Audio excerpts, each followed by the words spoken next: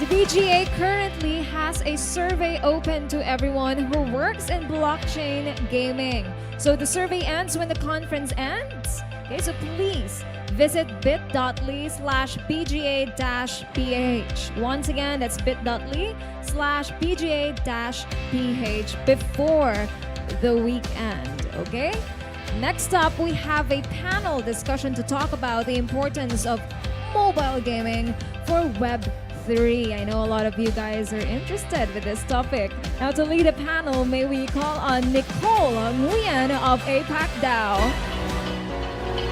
Hello. Joining Nicole, we have Bazena Rizab of Gaming. We also have Benjamin Chevalier of Might Bear Games. And of course, Tatsuya Tats Kuroki of Play Mining. Nicole, the floor is all yours.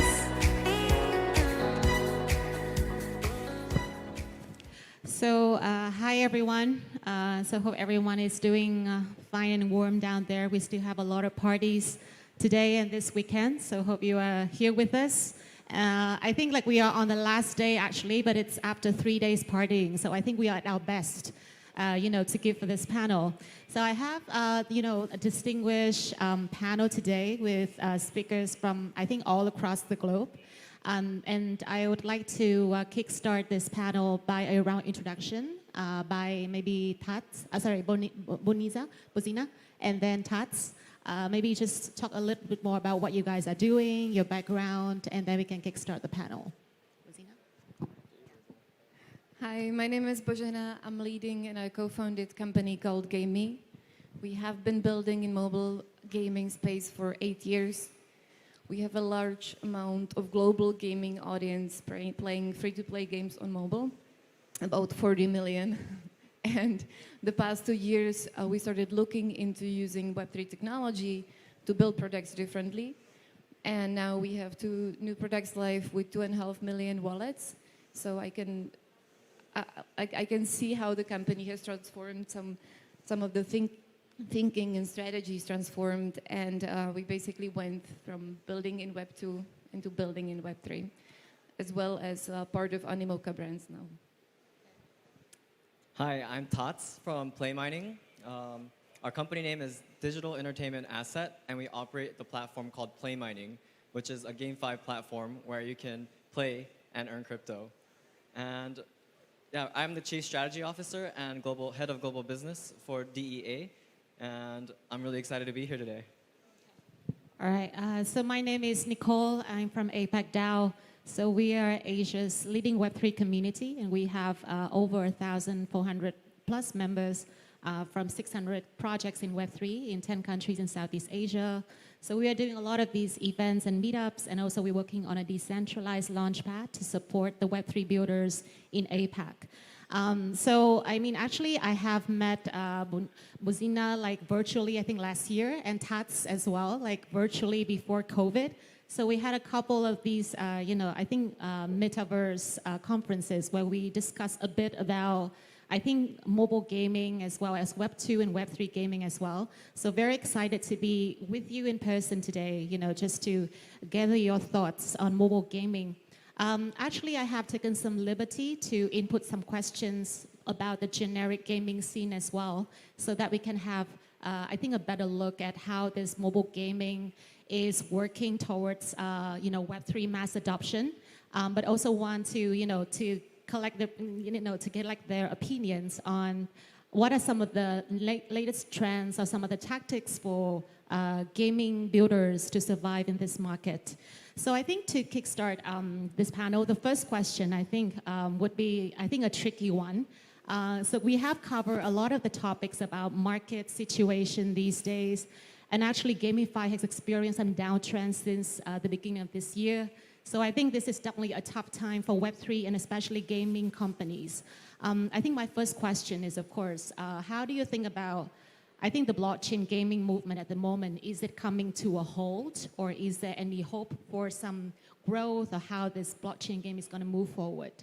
Maybe, Bozina, you want to start first? Yeah, absolutely. I think that I would start from maybe on a more positive note. and that it has never been a better place to be in gaming than now. And it's just amazing, the growth. And we don't even have to look at Web3, we can look at gaming as an industry. It has seen enormous growth in terms of downloads, in terms of revenue, in terms of engagement of players, in terms of different intersections of gaming, music, fashion. You know, it's all coming together, and gaming is at the massive central stage, like it's never been before. Which also means that the gaming traditional industry basically became kind of new Hollywood, right? It's the massive stage and very competitive space, especially mobile gaming is very competitive space. I think there's over 1 billion new downloads of different gaming apps every week, and which tells you on one hand side there is a lot of demand, but there's also a lot of builders around that are doing an amazing job. Now the competitive aspect of that is actually pushing the quality very, very high. Now, what do we have as an industry to offer? And this is something you have heard over the past, 2 days, is we offer something the gamers that play these 1 point something billion new downloads every week, they don't own anything inside those games. So we have something that's very unique, like unique proposition. We understand this is the future, we believe in it, and we just have to figure out what is the best magic, what is the best meeting of this proposition with the amazing content that's being built in games. And frankly speaking, we're not there. We don't know. Like, we're still experimenting. We're figuring out what works. Some games take a peak, but even the top peak of Web3 games is nothing compared to the size of the gaming industry, which only means the opportunity is still ahead of us, and it's only ours to lose. Yeah, I agree with Bozina as well. I'm more on the positive side as well. As an industry, there are some bad news, like the whole FTX news, but like Crypto.com's report as well about how blockchain games are seeing 10x growth of traditional games, and blockchain games will be the future of gaming. So just to speak from from Japan's perspective as well, in Japan, we're seeing a lot of development going on under the surface. So I think probably next month, early next year, we're going to see a lot more announcements of traditional big Web2 gaming companies coming into the Web3 gaming space. So it's just getting started. We're still very early, and I think there's going to be a lot more coming. So I think you have touched upon, I think, the larger mainstream kind of market, right? So Bozina talked about the billions downloads, and we know that, of course, there are actually more than 1 billion kind of gamers out there who haven't actually got onboarded with Web3 just yet.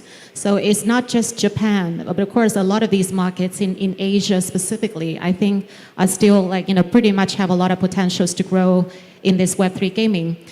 So I think the next question, I'm going to come back to the topic a little bit about mobile gaming.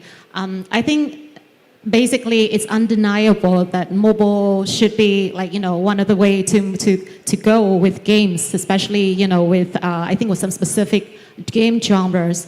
So in your opinion, what do you think is the difference between Web 2 and Web 3 mobile gaming? Is there anything that you have to consider specifically when you develop mobile gaming for Web 3 space, the Web 3 mobile gaming? Maybe Tats, you want to start first? Yeah, so I could speak based on Play Mining's experience and how we've approached developing more. So this will be more of how we approach developing Web3 games. Apps for games is the best for Web 2, for sure. But Web 3, there's just too many regulations, uncertainty in also the platform fees regarding blockchain game NFT sales. So how we approached it is we've started off by creating HTML browser-based games. So we have 5 games that are live, and they're all from the mid-core to casual level games that are available on browser. So it doesn't limit what device you can play on. You could play on iOS or Android. You could play on the PC. And that was our first step to make blockchain gaming, Web3 gaming more accessible across the board. Yeah, so I have to agree with you and build up on that point. Is it does not, the core of it does not differ, right? So as a game creator, you would look into, you would build your core game first, and then you would look into retention on the phase day 1, day 7, day 30.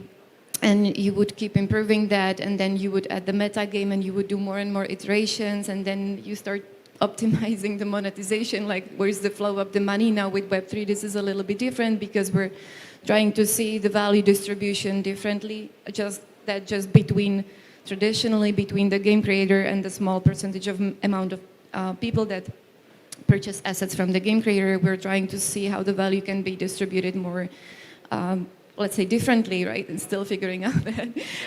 So there is a difference in that, in the business model, in the economy, which comes down to the genres might even be different, right? So you have heard Sebastian speaking about Sandbox. So he is creating a new genre. He's creating a completely new experience that has the essence, the ownership in the center. And there will be many more genres that will be coming.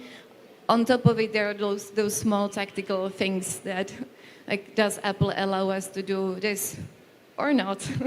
Or do we have to move into a browser or native? We have seen that the native apps are super powerful. If we had the same game and we moved it to a mobile browser, same game built natively, it just has a better stickiness, better retention if it's native. It's just like different reasons. It's just more powerful. So fortunately, unfortunately, App Store and Google Play are built around the rules and the best practices for Web2 games. And until recently, there have been no rules about what companies that want to build with ownership can or cannot do. Recently, there have been first rules announced. At least we have some guidance, but it's not enough. And of course, we have to understand companies like Apple will be protecting their business model until the moment they figure out differently, or we figure out differently. Okay, I think that's you also touch on one of the sensitive points about the centralized platforms, right, and App Store, for example. So I think for a lot of the game developers out there, especially in Web3, at the moment, especially in this current market, of course they have to face with a lot of these constraints in terms of resources, in terms of market situation, and of course with the cost of developing their games, if they have to stick with some traditional platform like App Store. So who knows what's going to happen tomorrow if they enforce some different rules for NFTs or Web3 games, right? So my next question, I think also would go back to your company and also for yourself. Like, what are some of the strategies and tactics for you to survive in this market? And is there anything that some of the founders and builders here can learn from you to apply, let's say in developing the games? Just like some words of wisdom that you can you can share back to the founders here. So, Bozina? Yeah, we have heard that from previous speakers that this is the builders market, which I feel good about. Builders market is a great one, actually, because you can reuse the skill set we have from building games, which is you keep working until it works, and it's never the first shot. If you look back at the most successful game creators and game studios, how many games or how many iterations are behind some of their most successful titles, you would easily look into hundreds. So it's building until it works, and now it's a great time to do so. Yeah, I agree. I believe how we approach this is just be as lean as possible, especially now. So just to put everything, like the tens of millions of dollars, into one game. And let's say if you're doing like a tokenomics, managing a token economy and creating a game, there's two different complexities to this. So how we've done it is do a smaller scale and reiterate and create multiple genres and test as well, and then keep optimizing. So that was our strategy and how we've gone, and we're lucky that our flagship title, Job Tribes, was a hit. It helps us keep growing and developing more, and also understanding how to create an efficient and sustainable token economy as well. So I think for game developers, we need to learn and understand the tokenomics and how we include the tokenomics and utilities of the NFTs in the game as well. So all these elements in it, I think having the test and trial and doing small scale and trying out a lot is the best way to go right now, instead of going all in on one. And that was our philosophy on how we've approached building our games. I think personally speaking, there's a lot of, I see there's a lot of similarities, let's say, between Web2 and Web3 games, especially in this critical kind of period, right?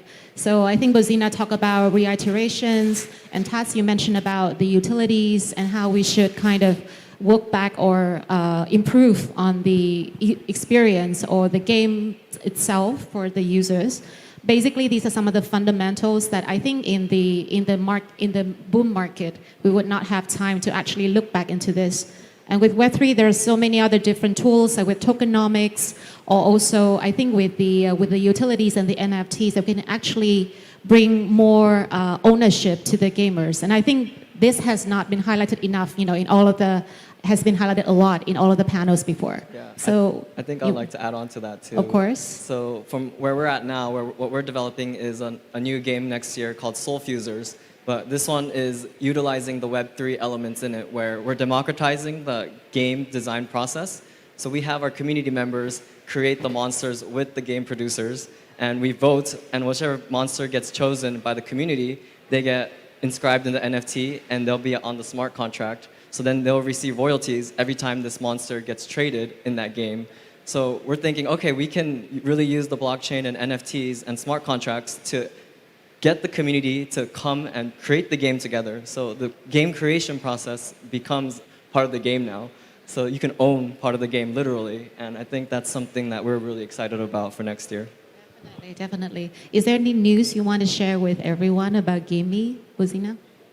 So our main, one of the main topics that we have been working on, and is going to be a big one for next year as well, is interoperability. This has been some type of a magic word that has been spelled too many times. And in our interpretation, what we have done this year is that we have a gaming competitive platform called Arcade, and there are 15 games.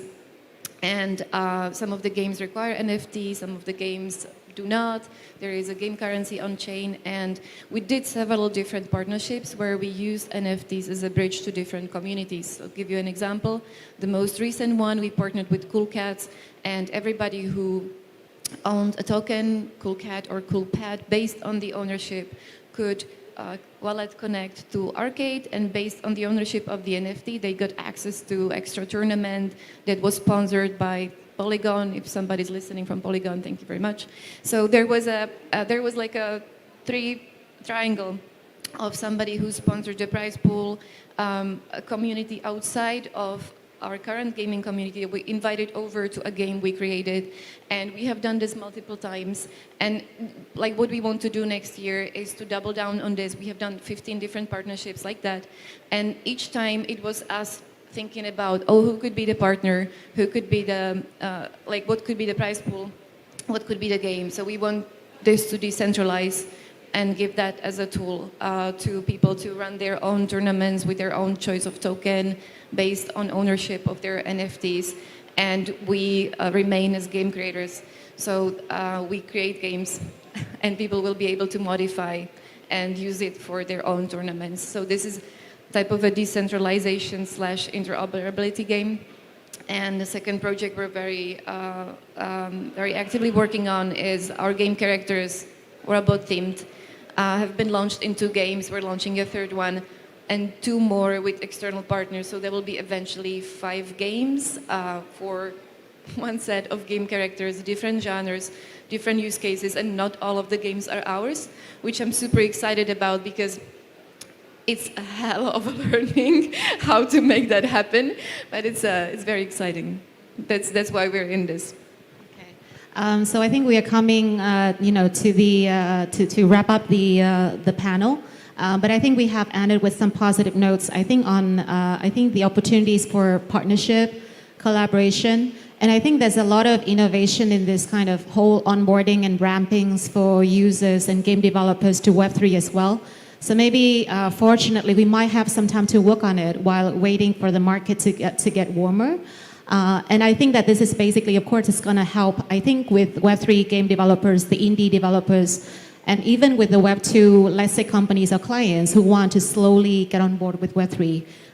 So those are some of the, I think, hopefully, are some of the positive notes that we can conclude out of this panel.